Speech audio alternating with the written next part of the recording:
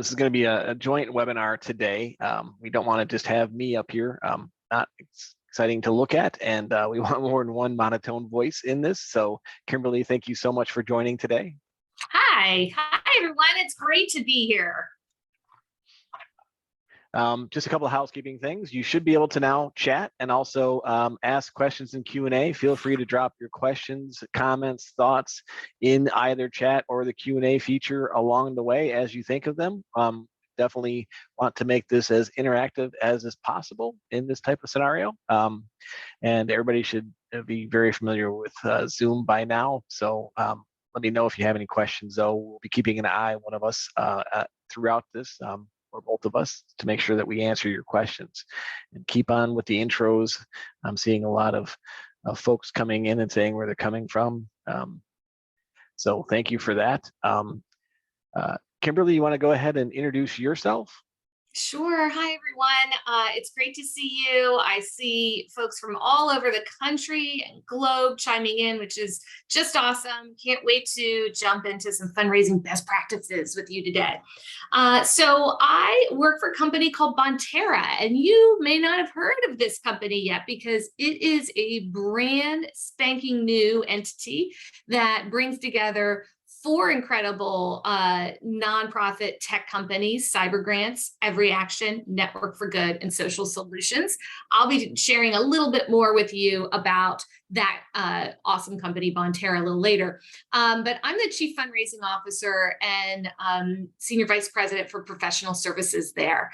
My background is in the nonprofit sector. I've worked in the sector for over 25 years, and I've worked both for nonprofit tech companies and also as a practitioner and fundraiser, former executive director of a small nonprofit, chief philanthropy officer at a national association, worn many different hats in the nonprofit space. And the one thing that I am super passionate about is coaching and talking with organizations about their fundraising strategy. I am a certified executive and life coach, and I host a podcast called The Accidental Fundraiser. I encourage all of you to check it out because I talk with lots of small to mid-sized organizations, executive directors, founders, chief development officers about their experience in fundraising and things that they would share if only they knew these things, 10 years earlier, 5 years earlier. So check out Accidental Fundraiser for some great tips on fundraising. I'll turn things back over to you, Mark.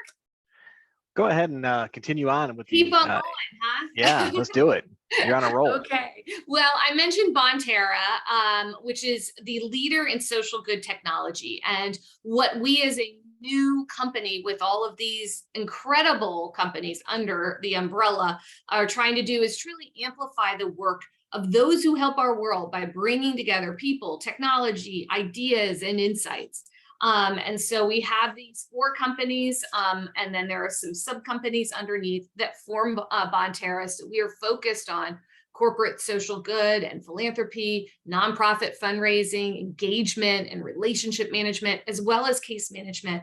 And so we like to say we power those who power social impact. When you go to the next slide, you're able to see the breadth of this new company and how and what type of impact we truly make, because by combining these brands, Bonterra is now delivering on our shared mission and vision to provide incredible value to nonprofit organizations, donors, grant makers, foundations, and constituents, all through innovation and accelerated growth. We want to touch everyone in the philanthropic ecosystem and really begin to measure impact and social good in a new and innovative way. So check out us at www.bonterratech.com, where you can learn more.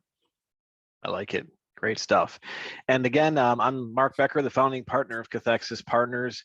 Started the company coming up on 14 years ago now. And we've helped thousands of nonprofits find and use technology, be it doing website design, database support, everything in between, right? So if you ever have any kind of technology issues or questions, or a problem that you need solved, stop by. If we don't do it, we'll be the first one. I'll be the first one to tell you that we don't do it, but we know someone who does, and I'll connect you with them. So if there's anything we can ever help with, definitely don't hesitate to shout. That's why we love doing these kind of webinars, to kind of help folks out, because there is a lot of technology out there, and there is a lot of data being collected, right? So that's what we're going to cover today. Just a quick overview or agenda. We're going to talk about your approach, making sure you know, before you start getting in there and doing things, making sure you have an approach to reporting and analysis, right? 5 tips for analyzing your campaigns. What should you analyze? 10 ways to use data to improve the future of online fundraising, and then 6 tips for keeping your maintenance, right? You can make sure it stays clean, make sure people are using the same rules, same business processes, to ensure you actually trust the data that you're all interacting with in so many different ways, right? So let's dive in and talk about approach first. So when you think about approach, what are your data analysis goals? In other words, what's your goal of your mission, right? And your different campaigns and your programs. What data will inform your analysis? What different systems are you pulling information from, or what do you have access to? And how will you access that data and put it to use? And if you're just starting out, I always say, if nothing else, obviously you know what the basics are, and write those down and start coming up with your approach for tracking those items. But there's might be some other ones that you haven't thought of, and just looking at different industry benchmark reports might be a good way to kind of find out and give you ideas of some things you might want to think about tracking in the future that you might not have thought of, right? A lot of different vendors and platforms offer up different benchmark reports. I know Bonterra has a bunch of resources on their website, along with a lot of the other platforms. One of my favorites to look at every year, every season is M&R, puts out a great of benchmark reports. And if you go to MR Benchmarks, it's like MrBenchmarks.com, I think it is, maybe .org. You can see all their different benchmarking in a bunch of variety of social media, marketing, fundraising. It's kind of a little one of my favorites and tips. I don't know, Kimberly, any other thoughts around this? Great. The M&R benchmarking report is fantastic. And we at Bonterra have a benchmarking guide that we put together, probably 2 years old now. But what I found was that there wasn't any complete benchmarking guide that walks through the fundraising benchmarks, the digital marketing benchmarks, like all of those things to make it easier so that you could just have a couple of sheets that you could compare yourself against. And so we do have a really great handout. It's free, that you can download from our website to get. And I do want to just kind of say, as you think about your approach, the question to ask, this is the coach in me coming out. I can't help it. It'll probably happen all webinar long. That's what it's for. You'll either love me or hate me by the end, right?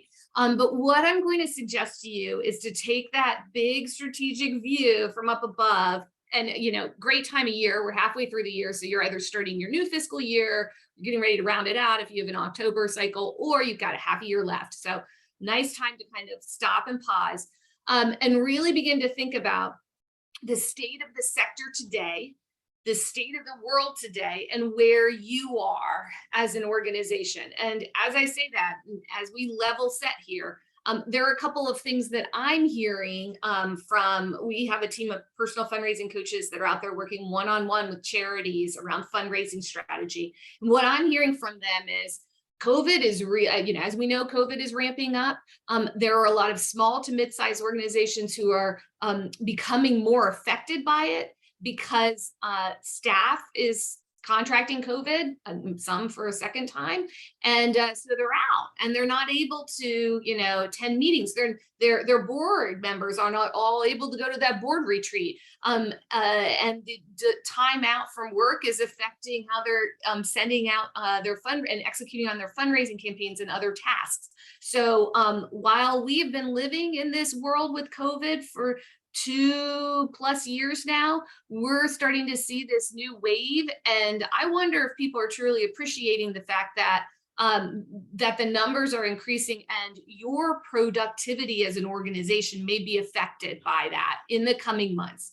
And so as I say that to you, and as you think about, rising costs for goods and services and things that may be affecting you just bottom line wise, and then if you're a direct service organization, the demand that's coming in, as you're kind of thinking about that and balancing all of this out, there's a couple of really important things to consider. One is to dive into your data. It's great that you're here. You're here today because you know that this is important. You're taking time out of your busy day. So kudos to you for that. Dive into your data, really think about how you can segment it and use it moving forward over the next, several months to fundraise more strategically. And think about what the goal in using that data is all about. It's important to have clean data. We're going to talk about that a little later, but it's also important to be able to use this data in a way that's mindful and creative so that you're not doing the same old, because the world has changed. Fundraising has changed. And guess what? Going into this last half of the year, times are going to change again. And you're here because you're getting ready for it. And so as you're planning out your goals, let's not do the same thing. You know that you need to change. You know that we need to adapt. So let's get ready for it and be mindful of that strategy. I like it. And that's a good reminder, with the pandemic. I think it put everybody, working in their own home offices and doing their own thing. So it siloed people even more than before. So kind of spinning off of that whole thought process is making sure that you have clear processes, and we'll talk more about this along the way, and in running reports and gathering information and making sure everybody's pulling the same information in the same ways, so that you're all comparing and looking at the same reports in the same fashion. Because quite often you'll be in a system and there'll be more than one way to run a report, and someone might think they're running it one way and getting a set of numbers that doesn't align with what the actual view is. So the pandemic was a better reason than any to remind people, like, this is our standard way of doing these things and accessing this data and reviewing it. And it's just another reminder of, making sure that you have clear processes and how you're doing things and what your approach is, making sure you're all on the same page.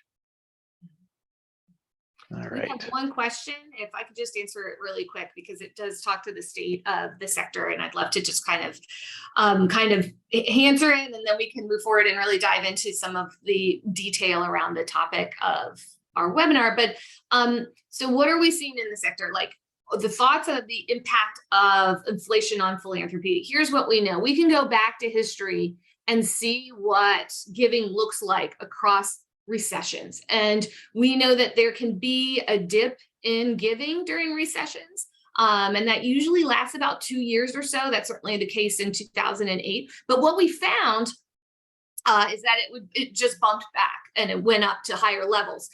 What we also found and know, and Mark, I'm sure you know this as well, we know that organizations who do not take their foot off the gas and just keep on fundraising, and they get creative, and they really ramp up their fundraising practices, and they ramp up their use of technology during down times in the economy, thrive.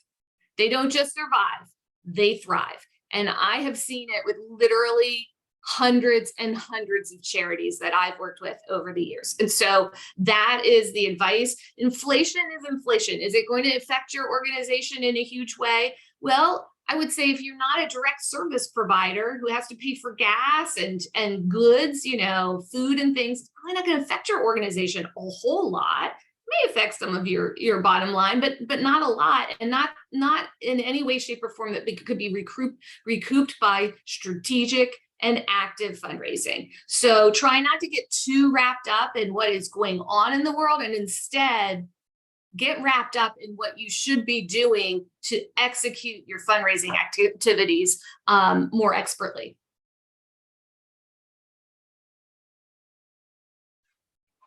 Back to you, Mark. You're on mute. Yep, I like it. No, good stuff. And so when you're in the planning phase, again, I kind of touched on this already, but make sure you set up standard dashboards and reports that everybody's agreed on. And obviously those should be focused on what are your campaign objectives, right? And who needs to receive this information. And that, your audience goes all the way from your board to the C level, to individual campaign and program folks, to your donors, your event participants. They all need information and in some way, and talk more about that, what that looks like. But if someone's donating and involved in volunteering with your organization, they also want to know how things are going. And so you need to make sure you're collecting that information and making it available to them. And when appropriate, consider augmenting your data, well screening, donor prospecting tools, right? Just a couple of the ways that you can kind of learn more about your constituents. That data is out there, and it can be used to really add value to how you communicate to your constituents. So you're talking to them more as individual people, and how they're associated and interested and connected to your mission. Other thoughts? No, you're spot on. I just would like to say you're going to see some different screenshots throughout this presentation. They're from Every Action and Network for Good software. And so you're able to see just some of the views that you can have when you set up dashboards and really start to analyze from a holistic standpoint how well you're doing with your fundraising, with your acquisition of new supporters who you are trying to engage and convert into donors. When you are able to see that holistic picture, it really helps give you an understanding of where you need to focus and where you're thriving. The other thing that it does is it's great to be able to show to your board and do that on a regular basis so that your board gets into a cadence of understanding where you are from a fundraising standpoint and where you may need some help and how they might be able to help you. Yeah, and just looking at this sample one, I'm assuming it's from some sandbox, but still, it's from Every really Action. valuable. Okay, no, it's really great. You can see, okay, this is the actual fiscal year to date, and what is budgeted and how you're trending towards all that. It's just a wealth of information. Donor, first-time donors, all of that. It's just all in one easy to read graph. I like it. All right. So let's now get into analyze. Once you've realized what you need to analyze, what you need to collect, and what you should be reporting on and viewing, let's talk about how, right, and why. Why analyze? Yeah, obviously, this is kind of like a basic information, but I think it's worth covering. You want to track campaign results and tweak and optimize it. Before, during, and after the campaign is going on, right? And throughout, understand the campaign performance, and then you establish your own benchmark data, right? And you can compare it to the industry as a whole, which only means so much to you, but it is a benchmark to compare yourself to. But there's reasons why you're unique, right? But then year over year, you should have your benchmarks. And again, pandemic is a great example of why even year over year, there'll be substantial differences, not always to be used as an excuse. And in some cases, you might outperform when something really bad happens, like food banks, for example, did really well during the pandemic, whereas some other organizations, not so much. And some stayed flat and some did reasonably well. So a lot of variety there. So some initial thoughts there.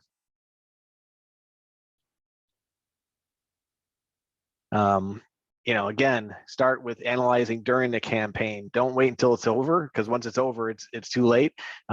Review your results regularly, daily, weekly, monthly, and then adjust your marketing and your approach as needed. Do A/B testing with your email marketing, adjust your messaging, and figure out how you can improve on things. I don't know, any other thoughts there, Kimberly? I do, and let the data drive some of the decision making. it really can lead to some great insight. I remember myself as you know, a fundraiser, our executive director, we were doing a campaign, and I wanted to send out a longer letter with pictures and things like that on it. And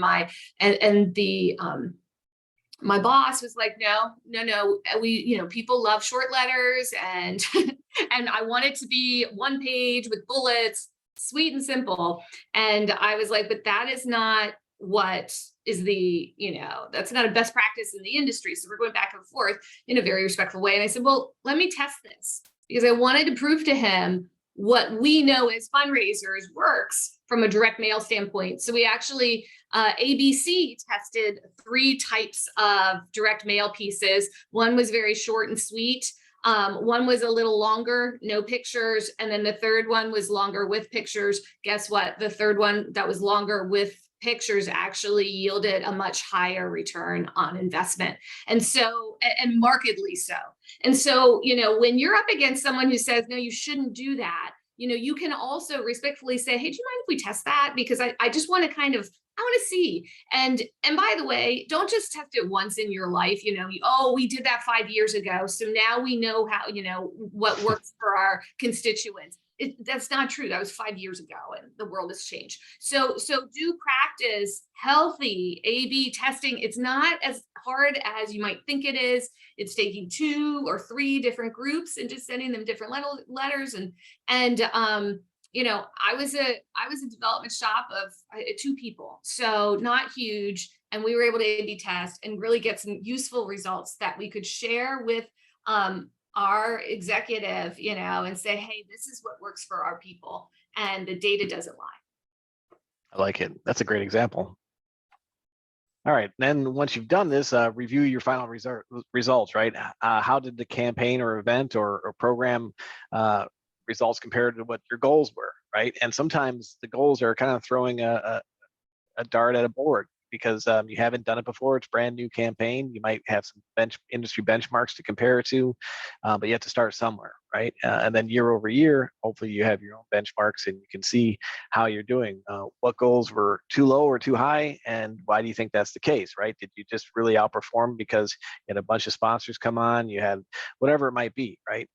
What worked or what didn't, and how effective were your various marketing efforts? We're going to get into the details on that in a second, on how to, you know, make sure you're tracking that. But consider other factors as well beyond just the data and the results. And also bring it. Don't just look at the data. Talk to people, right? Get their feedback from your staff, from your participants, attendees, donors, and make sure you know, how much staff effort did it take to put all this together, and was that worth it, or was it a lot of work, and can it be done more efficiently? What did participants, attendees, or donors like or dislike about the campaign, or, you know, if it was online or the event, or, you know, registration if it was a registered event, or fundraising, giving, you know, what's their feedback, you know, find out how they felt about it. What were their feelings, and were the tools easy to use for all people involved, right? Your staff, your donors, everybody. Other thoughts about that, Kimberly? No, it's all just spot on. I believe deeply that we as organizations do not ask our supporters, those participants, attendees, donors, enough for their and often enough for their thoughts. We think we know what they want. I can't tell you how many people have said to me, you know, I have older donors and so they don't use social media. Just so not true. Yeah. Guess what? You know, older donors are very active on social media, following their grandchildren, connecting with their, you know, reunion, high school reunion folks. They're very active on it. They know how to text. They know how to use the phone, everybody. So let's not generalize our donors and say they can't do things. Why don't you go out and survey them? Why don't you ask? And why don't you survey beyond your board? I'll hear from people who will say, my board feels blah, blah, blah. I'm like, well, is your board is probably 10 to 25 donors out of your donor base of how many? Yep. Are they really? And by the way, they're the most committed to your organization, right? In addition to your volunteers. So are they your average donor? Are they the ones who really should be telling you what donors think? They are a great group to consider, and certainly we want to hear their voice, but we also have to hear about those average donors out there, your lapsed donors. Why aren't they giving anymore? Let's survey people and really find out where they are today and what types of communications they would like.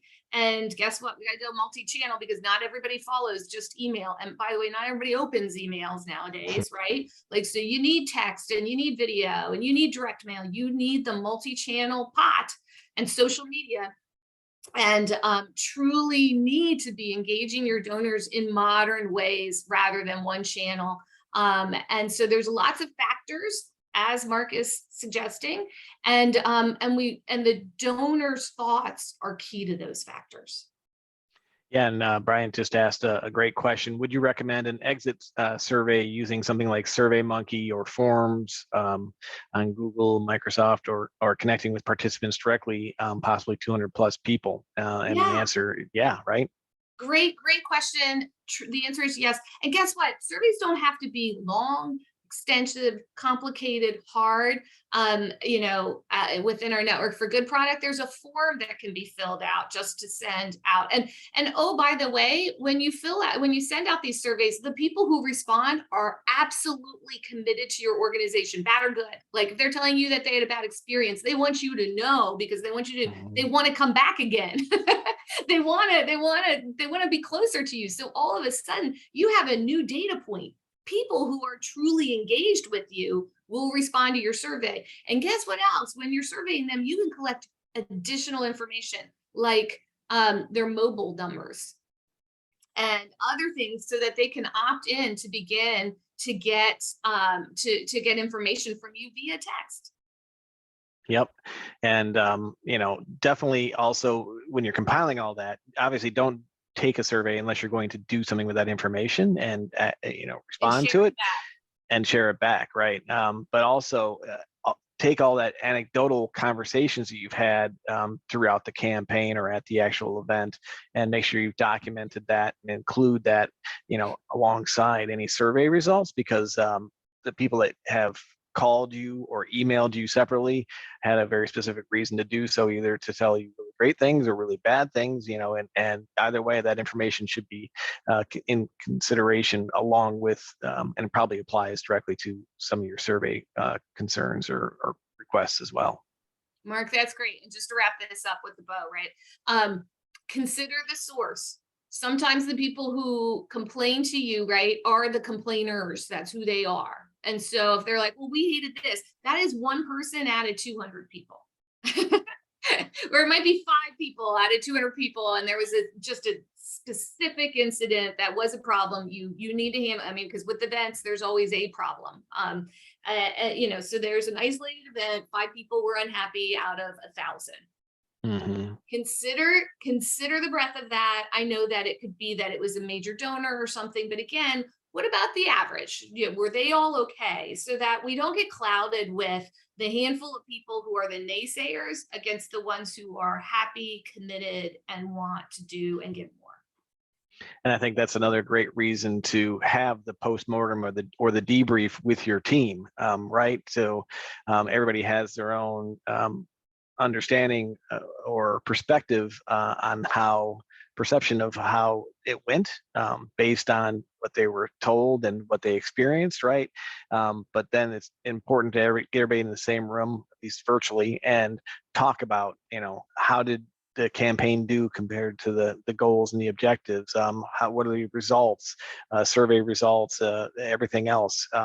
What are the lessons learned from all this information? And then document all that, so you have that going into the next season, the next program, the next campaign, so that you can, definitely improve on things. Crawl, walk, run, always making it better, right? It requires that time to actually have that postmortem. Let's see, there was in the chat. Would you? Yep, I'll ask you your thoughts on it. So Melissa asks, would you recommend surveys and donor feedback for purely online fundraising campaigns when there isn't an event tied to it? 100%. Yes.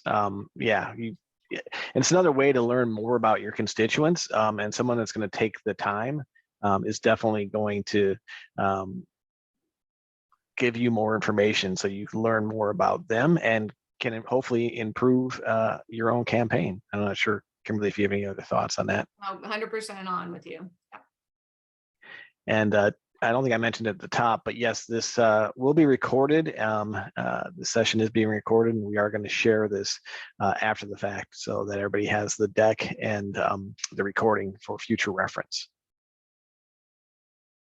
All Well, and I know right. sometimes it can be helpful if you take little snippets of these these webinars and sessions and show them to your boss to say, no, this didn't come from me. It came from the presenter. This was the advice that they gave. And sometimes that helps you get the buy-in that you need.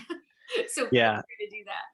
As a consultant, I feel kind of bad sometimes when I hear the board or executive team totally agreeing with something I'm saying just because I'm coming from the outside, whereas I know internally they've been saying the same thing. So sometimes they just need to hear it from another source. So definitely, hopefully this is a useful resource for you. So as we're again talking about that postmortem and thinking about the next campaign, was it not as successful as you were hoping? Did it meet your goals, or was it a huge success? And then, think about that. What were the reasons for any of those things? And there's always a variety of factors that are going to play into that, right? But that's what the data is there for, so you can kind of dig in and figure out what worked, what didn't, and improve on it next time around. All right. Now let's go into how to use the data, right, to improve your future campaigns. What do you actually do with that? Decide when to start based on past campaigns, based on what other folks are doing, right? Your peers. When did event attendees register for the campaign? When do other organizations, open up registration for it? When did donors contribute? Sometimes that might be a peer-to-peer fundraising campaign. Maybe it's a gala. Maybe it's a golf thing. Whatever it might be, or just annual giving campaign. When did people start taking action? And especially if it's around a specific event, how far in advance do you open up that? Well, for, a walk or a 5K, that's one thing. For, 100-mile or a marathon, that's a whole different thing, right? For a gala, these are all different time frames, right? There is no one answer for all, but I would definitely say, start as soon as you're comfortable with, and then maybe even add a week sooner, because the sooner you open up registration or announce something, the longer you have to communicate about it without sounding too like you're getting hit over the head with information about the same thing over and over again. You can spread it out better. That's great. And then as you're communicating this, how can you do it in bite-sized pieces that are digestible? Sometimes you get notices from organizations about a specific campaign or event, and they're just so long and there's so much information in there and it's all in one email. And then people are like, well, didn't you get the email? It's like, oh my gosh, was I supposed to read all of that? Because I'm a donor. Exactly. Like a donor doesn't want to read all of that unless it's a really compelling story, right? So how are you making this digestible and the actions are really direct and actionable? They know what they're supposed to do after they read your long note, which, by the way, they should not be getting long notes. So the timing is really important, as Mark said. Another important piece related to timing is payment. Rookie mistake for a lot of newer organizations is that they think that they're just going to get this payout right away, and they have a lot of costs for whatever, if they're doing a direct marketing piece, if they're doing an event, and they think, well, the money's going to come in and here it is, it's going to be there and I'm good. Sometimes sponsorship checks come in a little later. So begin to think about, as you are managing your campaign and the costs of the campaign, where and when that money is coming in for you, so that you have a realistic understanding. I've seen it from working in a software company where people will call and they'll say, well, the check hasn't been released yet. I'm like, well, that is not our fault, like, and so that's the thing is understanding your when and how this payment is coming in and how it affects your budget. That's a great point.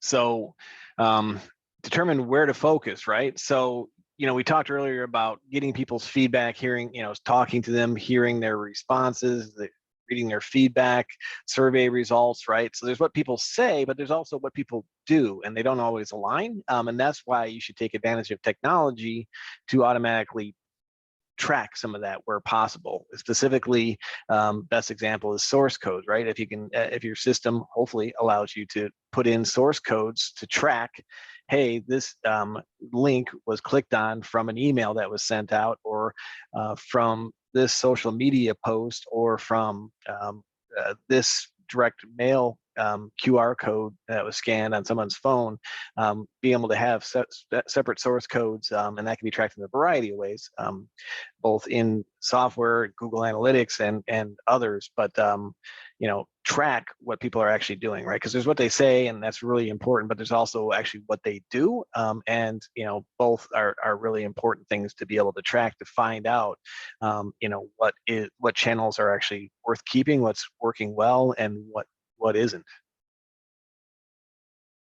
Yeah, and the timing of it, right? That's another thing. We know that people use both their office computer as well as their phone to engage with nonprofit organizations. And so they might get an email about a sponsorship or something through and see it, but they may actually end up paying for the sponsorship through a text message that is sent to them.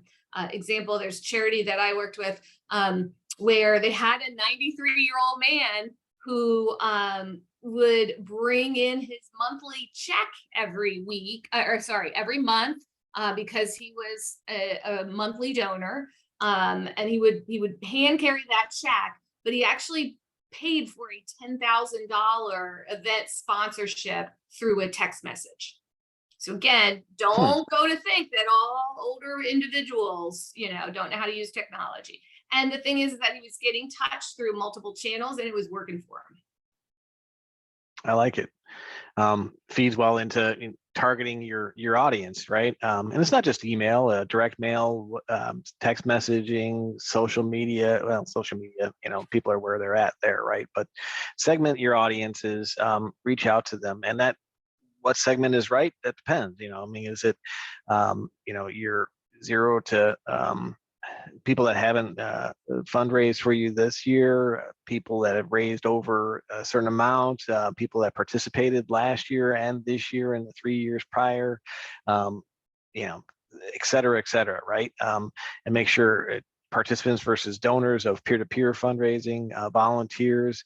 Make sure you personalize that messaging as much as possible based on data. So again, they feel like you're speaking to them, not just telegraphing out on a radio broadcast to everybody the same message. It's a personalized note. Hopefully, your software allows it to be conditionalized and personalized so that you can thank them specifically for their donation, their amount that they gave last year.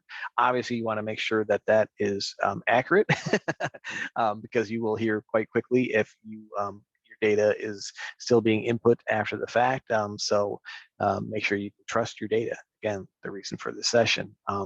But again, just put in the messaging as personalized as you can and make sure that you can trust your data. Agree. Make your campaigns more compelling. Again, what's compelling to one person might not be to the other, but some general rules on that. And that's why you should segment your audience and make sure you're talking to the individuals, but bring in stats and information. Again, this goes back to sharing data back with your participants, your constituents, your donors, right? Last year, we raised X million dollars. With that money, we were able to fund these research grants. So far, those grants have produced this many hours of lab time and resulted in these many new clinical trials, right? That's very specific, and it's oh wow, okay, it made a difference. There's a variety of ways you can do that, and really important to get that message back out on the results. Yeah, and I just want to follow up on something that Brian asked earlier, which is, as you're developing your campaigns, and when we're talking about campaigns today, we're talking about all different types of fundraising campaigns. It could be just a solicitation that's going out, maybe your year-end fundraising campaign, or it could be an event, or Mark mentioned a peer-to-peer campaign where you're leveraging your supporters to fundraise.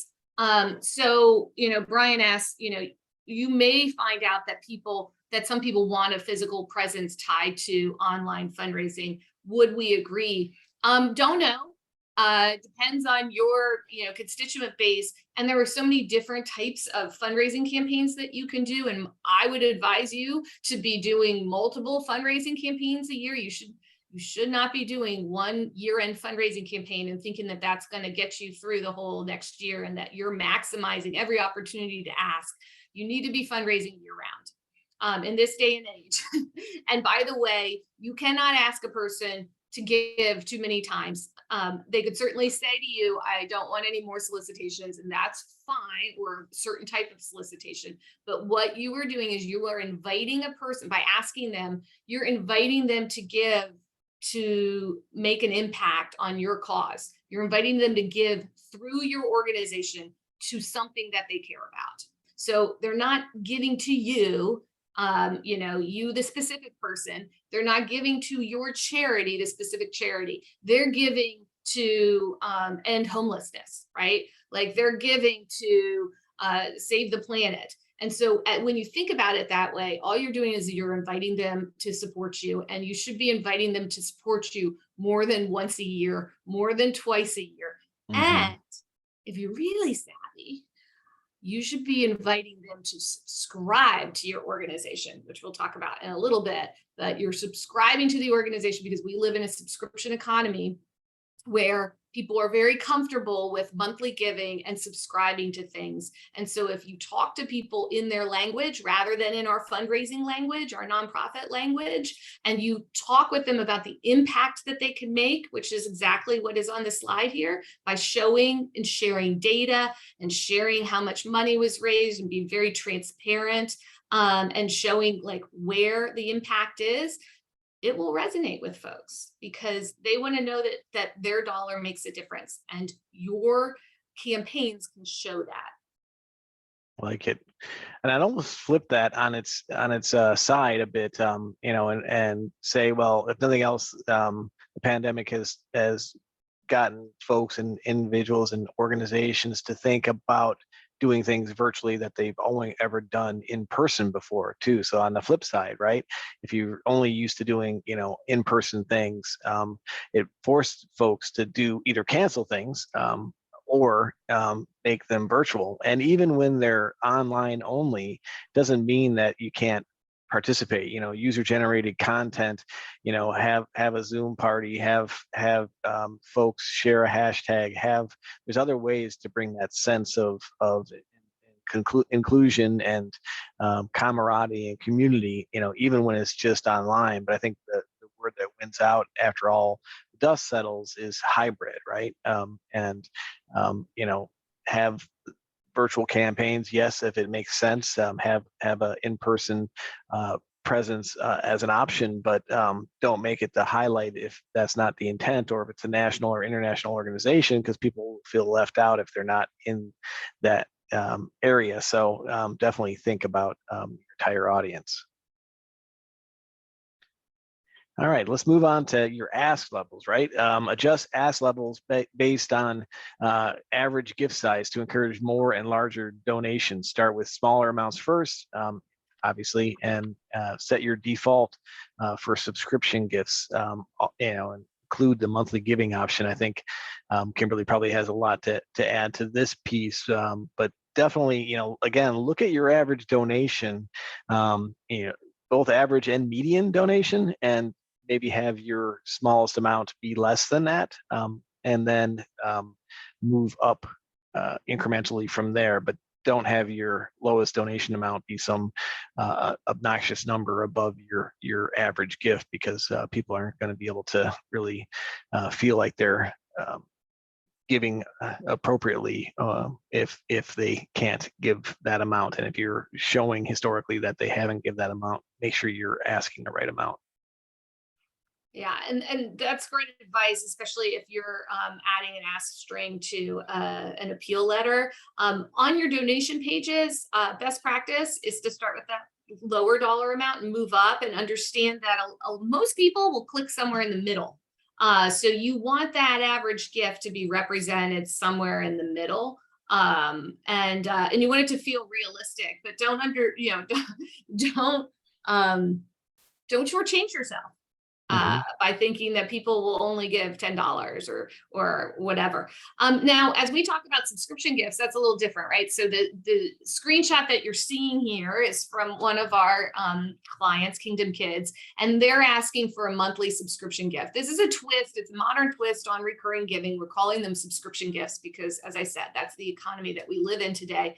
And actually, Network for Good did a 2-year pilot with the Bill and Melinda Gates Foundation, where we tested out this concept of subscription gifts, and we found absolutely incredible results from it.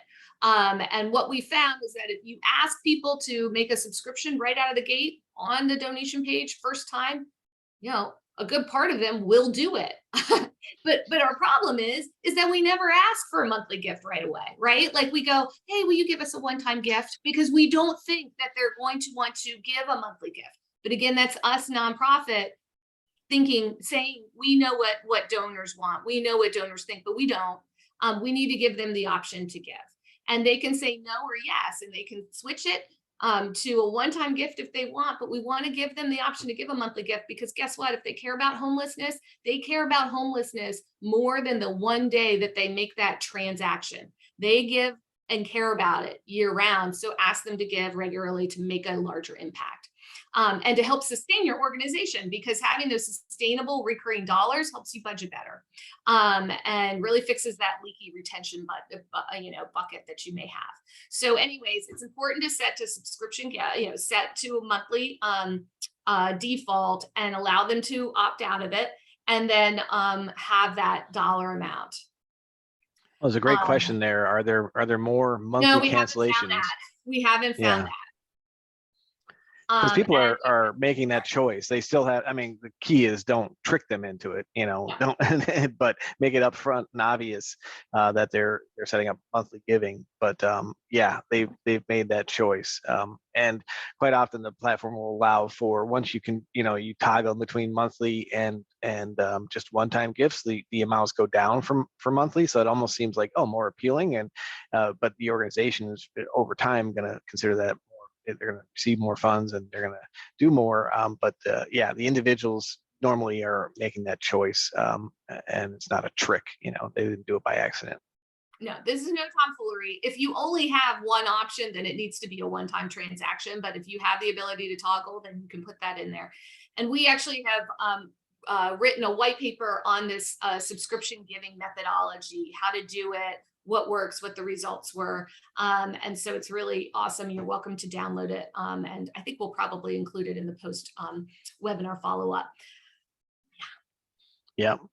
And again, moving into, making sure you're asking the right amount. So there's the general public, and just everybody out there that can come across your donation form. What should the average gift be and the giving levels be, right?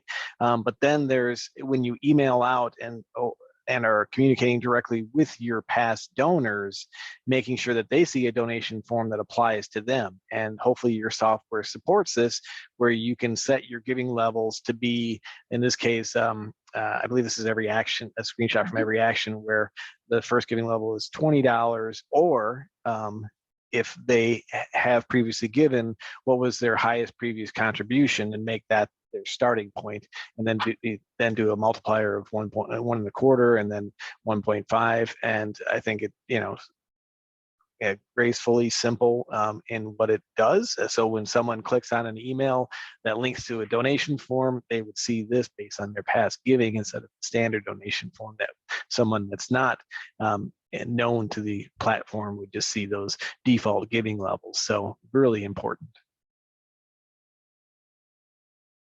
All right. And then whenever possible, tie dollars to real items. And I saw this example, Kimberly, that you put in here, and I love it.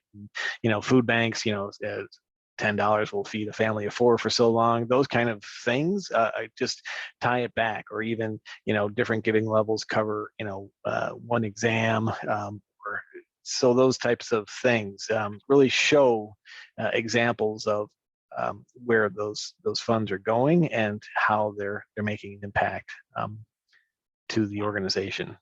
They're highly effective. I think where some organizations struggle is that they're not a direct service organization, they're not an arts organization. So they go, well, we don't know how to share this. And so you can get creative, but you should be able to show what dollars can, what they constitute at an organization. And if you're really struggling with it, look to your board and to your volunteers and see who's an expert in data, what kind of jobs they have, because those people who do data mining or have, a data analysis, business analysis understanding, maybe they can help you better look at how your organization is making an impact and what those dollars can be represented as. Yep, I like it. And then incentives. It's not just peer-to-peer fundraising, but any kind of membership incentives that you might have. Obviously, you should always have the option to have folks to decide not to take the incentives, but there are either physical incentives that you give, swag, or special incentives that you give in virtual cases. Make sure you adjust them based on average funds raised and different tiers of folks doing your fundraising, and communicate those and kind of help people stretch to the next giving level so that they can see themselves getting to that next fundraising level. Another incentive that some folks don't always realize is your recognition via social channels. Being able to recognize some of your major donors, your major sponsors through your social channels. Now, sometimes that seems obvious, but that type of recognition where you actually give a little bit of a story as to why they gave, or you do a video shout out to them or something that's shareable, because by the way, you want them to feel proud and want to share it with their network. And that's how you'll get, the ripples across the social world that'll start to pick up, which will help your brand awareness. Think about how you can be recognizing and sharing those types of incentives and things through social. I like it. And make sure you're taking it all the way to the finish line when you actually do have a physical event. Make sure you're using that data so people feel like when they get there on event, who they are and what they mean to you, right? And use technology to make it very seamless for folks to be involved, be engaged, and be appreciated for their involvement. And that can mean a variety of things. 100%. I also love this. Another great way to do things is, let your board know who the VIPs are that are coming through so that they can go up and say thank you. I think that's something that some folks forget about, is that you have key sponsors and stakeholders coming in. Why don't you, show some of your board members or sign some of your board members with a task to go up and say hi, introduce themselves, thank them for their gift. And how would you do that? Well, you might, grab some pictures off of LinkedIn or something of these individuals so that they can see them. They give, you give them a little tutorial of 5 people to look out for. It's not all on you. That's the thing to remember too, is that all of this doesn't sit on your shoulders. I know it feels like it. It really does, but it isn't. Like, there are creative ways so that you can engage your board and your volunteers to help create this really inclusive ecosystem when you're having an event, or thanking donors and volunteers. Give them a list to call. Board members love making thank you calls. Engage them. Yep, totally agree. Wow, we're running low on time, so I just realized that. Good stuff. So moving along, decide if your campaign is working, right? This is an interesting graph. I think, Kimberly, you dropped this one in there. Yeah. What are your thoughts on this? Well, it's just from our sandbox, so it's not one specific donor. But if you were to look at this, the question is, What if this were your dashboard? Where are you going to start first? You know that you've raised $125,000. You see the average donation amount, and then you see this like up, down, up, down, up, down, up, down. Is that really what you want it to look like? And is that based on campaign, specific campaigns going on, or is it based on the timing of some of your social posts or other things? And when I look at this, I see that it's down from last year. So, I'd be going, whoa, how do we analyze the number of donations and this average donation? It creates all kinds of questions. For example, maybe we don't need as many donations as we're getting in. Maybe we need more subscribers. So how can we identify within our data who our likely prospects are to convert from one-time gifts to recurring donors? Right? I like it. My data would tell me that by frequency, dollar amount, things like that. So dive into the data and really figure out how you can begin to move people up to higher levels. I like it. All right. Now, this is probably the least exciting portion of this, but you do have to maintain your data, right? So we are gonna finish strong on this. We're gonna go through it quickly, but definitely want to make sure collecting all this data. Think about who needs what data, right? Consider each role. What do the board members need to see? What does the C-level need to see? What does the development team, your campaign folks, your event staff, what are your donors again?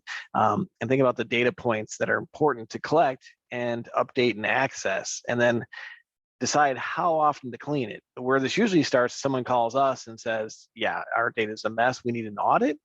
What do we start? So it probably starts out with, you have to start out just cleaning everything up, coming up with a plan on how data should be entered, standard operating procedures for doing it, and then start cleaning up the data, right? And it starts out daily. I know it says here weekly, get to that point, and then hopefully every 2 weeks, and then hopefully it's so clean that you're only cleaning up on a monthly basis, deduping, that type of thing.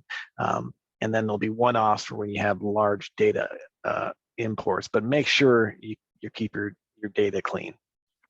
Huge thing. Also think about householding, really important. There are a lot of people who are very sensitive when they're acknowledged couples, partnerships, they're the one who made the donation, but yet it is somehow sent to their partner instead of them, because their name comes first in the database or something. And I've heard of so many individuals who stop giving to an organization because the wife has made the gift and the husband keeps on getting thanked, and she's like, we are in 2022, why? Yep. And that goes to titles and how you're referring to folks and all of that. Make sure it's up to date and appropriate for your constituents. And then also look at your queries, your reports, your exports, and make sure they're actually if you're not being used, then remove them, because you quickly create a whole bunch of reports and no one knows which ones to actually use. So make sure you're keeping not only your data clean, but also your reports and queries that are run against that data. One really important thing with that, I think people don't do it enough, is they don't note how they created that query string, or they don't note some of the processes by which they've set up and rules that they've set up for their naming conventions and how they've set up the data within their database. It doesn't have to be a long document, maybe just a sheet or two where you retain that information, because let's say that somebody leaves, whoever the admin, for maintaining the database is, they leave, and then a new person comes in and has no idea how things are set up. Just eliminate that question and just give them a great sheet that has the rules and conventions in. Exactly, to this point, right? Make sure you have your policies updated, review them annually. Be sure to include naming standards, notify organization of any changes and documentation, and make sure it's out there in a shared location, right? And then keep staff well educated, right? Standard operating procedures, make sure that they're trained, they know how to use the data, and also make sure you have a onboarding checklist. Make sure they have access to what they need access to when you have new staff members. Make sure you have a username and password policy that is appropriate, and there's training and ongoing training. And then also on the flip side, make sure that as people are exiting the organization, that you're moving them their access rights. Just again, just general housekeeping. So I kind of ran through that last part quick, but I think that's okay. Hopefully that's forgivable. I think we hit the top of the hour. We answered hopefully the questions along the way. If you have any others, feel free to reach out to us. Also check out our resources pages on our websites. And I do also want to, and we will be sharing this, as I said, afterwards, so you can link directly to these links. And then these are our email addresses for our contact information. Any final thoughts, Kimberly? I would just say keep getting after it. Test and learn, try new things. Don't be afraid. We all have to try new things. It all is awkward and hard, but you learn from them. So, kudos and thank you to you for all that you're doing right now, because we know that your job is really hard. And to be here today and to be focused on learning and innovating is huge. So thanks for that. Yeah, well, thanks everybody. And thank you, Kimberly, for joining us today. I really appreciate it. And everybody have a great day.